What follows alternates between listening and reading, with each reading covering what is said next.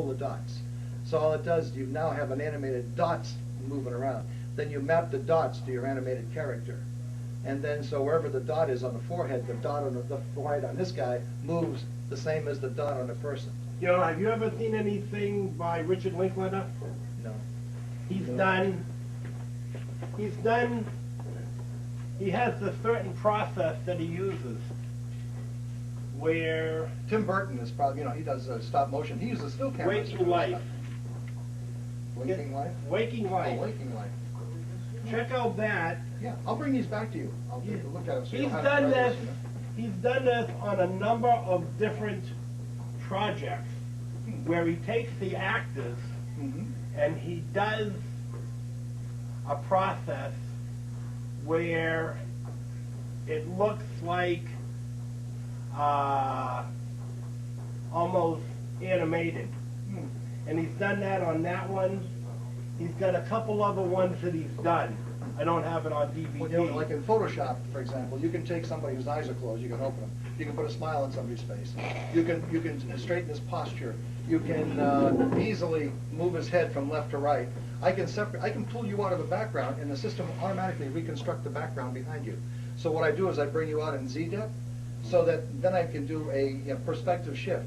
So when you're looking at the photograph, people go, wow, that photograph was taken in 1930 of my grandfather, and all of a sudden he's 3D. He's standing in front of the building, and as the camera moves, there's a bit of a parallax. So, and you say, whoa, looks like it was shot yesterday, and it looks like a movie instead of a still.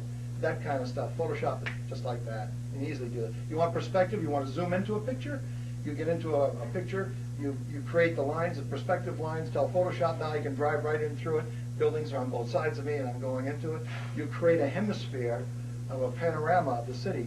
So now anywhere that you put your camera, your virtual camera inside there, the relationship to the background always remains constant, like you're actually there. So you can put people in there, you can take people out, you can do just endless possibilities for very little money, very little money. I mean, collectively it's $50,000, $60,000 if you put all that stuff together, but you don't need it all, depending on the kind of stuff you want to do. Most of these products are about $1,000, to $1,500 a piece.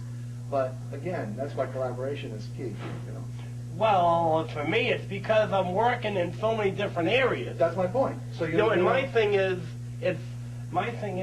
theater. But I can't get a lot of people to do theater improvisation. So I got a lot of film. So I work with film. Then I've got so much music that I've collected and created. I'll do the music. And then I started to do art, and that kind of took off. Like these are more like backdrops than. Yeah. Sure. And everything I've done has always been Hey, nothing wrong with that. cheap and just using what I have and whatever skills I have at the moment. But it seems like the process for me is just as interesting as the result, because I'm getting more input on doing different things. This stuff is called great stuff. You know that foam you spray inside cracks? Yeah. So I started spraying on that and paint it. Then I started to make these things and paint them. These are balloons. Yeah. Then I started to make these. It's cheap enough that I can give them away. And because my studio is actually like, everything here is a prop. So when people come in, there's something that might attract their attention, and I'll go off, well, this is like this, and this is like that.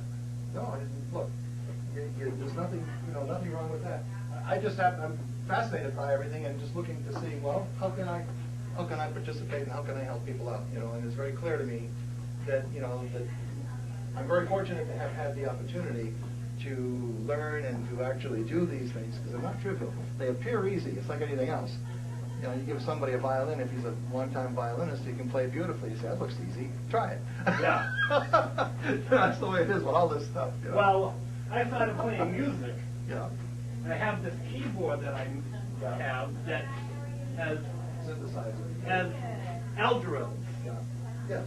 So Yeah. I've got a thing that I'm trying to get people that are unfamiliar with it, because it's such an easy That bouncing bass and all the different things. Well, no, because it's got all these programs Yeah. of these soundscapes. Yeah. And I like this one. It's not for everybody, but I mean, Lenny. yeah. Your video presentation stopped. Oh, You want to keep the show going? oh yeah, thank you. I'll be right back.